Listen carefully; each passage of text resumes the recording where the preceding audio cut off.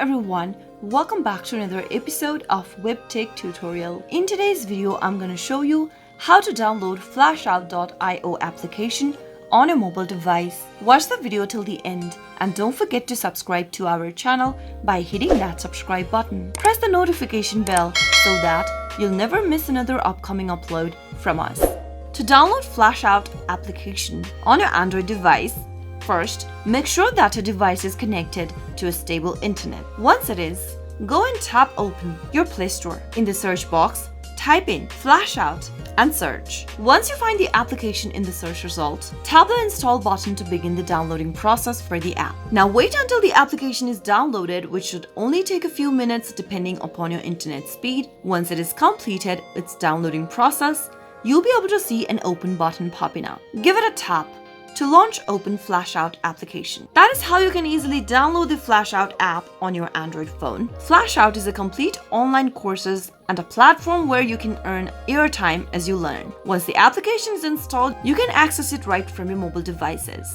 I hope the video was helpful to you. If it was, go ahead and give us a thumbs up. I'll soon be back with more videos like this. Thank you for watching.